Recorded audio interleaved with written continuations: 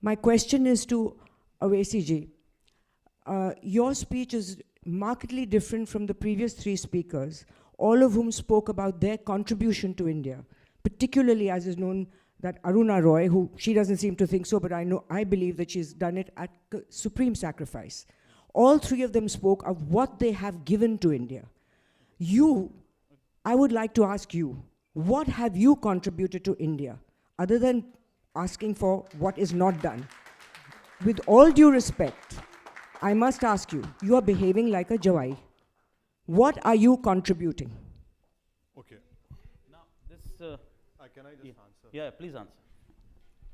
So my contribution is that I am creating confidence in the Indian democracy. Okay. That is the biggest contribution. Good. Now, it's not as weak as you think. We have the confidence. I'm sorry, Madhu, I'm not debating let him with answer. you. Yeah. I'm not debating with you. Please have the patience. You might dislike my answer, but I will keep on ensuring that you dislike me. Now, my biggest contribution is that I am creating confidence in the Indian democracy. My whole struggle has been and will be to ensure that the Indian Constitution becomes a living document. And now thirdly, what have I done for democracy? I would invite you to come to Hyderabad. Please see the work which we have done in education, in banking sector, and then only you will realize, not sitting in Delhi, that what we have done. But I will ensure that more confidence is created in democracy. Thank you. Okay. Yeah. With all due respect, I like to say we have only one nation and we all Indian. There are no Muslim and Hindus. It's all what we are listening and hearing from the media, and leaders they are dividing us. And we do understand we have only one nation. My question to you, do you not think you are wasting a lot of your energy? No, I will not say time, because this is your job, to criticizing government or your oppositions, who you are, So I like to know what's your plan to solve Indian terrorism issues. We have a lot of employment issues and so many other issues. I came from Florida to hear that. What is your plan? No, I mean, we already listening from in the TV and other media, YouTube channel, 100 other things, YouTube or Twitter, whatever it say. Yeah. Even you said that, 1 minute, Pankaj, 1 minute.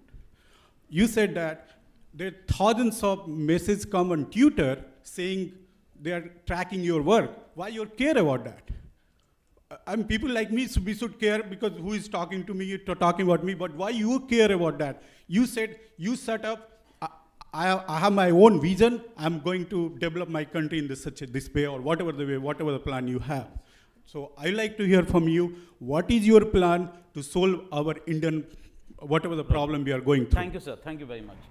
You want me to answer? I think we'll talk about the plan together with other people as well. Yeah, because other people can you also should not contribute blame me to that I ran away from the question. So, yeah, please. But I said, with all due respect. I can answer you after. Sir, yeah. He is a lawyer and he is a politician. So it's like delight for a TV anchor. Pankaj, we did not come here for listen as a politician. Let me in half a minute. No. It was a politics. It was decided. It's in your agenda. He was supposed to speak about politics, and he did. And we thank him. I just wanted to say that you spoke, Sanjeev ji, about trust. In a democracy, there's no trust. I trust my parents. I trust my mother. I trust my child. But in democracy, there's a social contract. And that's what we are forgetting. Because when I give you my vote, there's a social contract. It's very clear. I'm giving a vote on some conditionalities. So in India, I think we'll have to switch from trust to the idea of a social contract to make democracy work. And in that, we'll become a mature democracy, because then we'll ask for delivery of issues we voted an individual for. And what JP talked about, which is federalism, or what we call participatory democracy, is only possible if there is a social contract.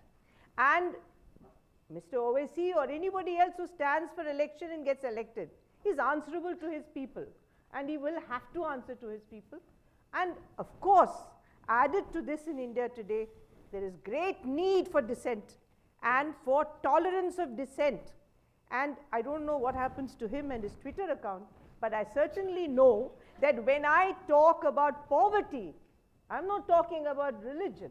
When I talk about poverty, when I talk about the welfare state, when I talk about the need for allocation of more resources to people, when I critique certain policies the government is bringing without adequately enforcing or understanding that it will fail, when I talk about poor people dying, when I talk about 3 lakh names disappearing from the list of pensions in Rajasthan, I'm accused of being not anti-national, but a person without any sense of nationalism.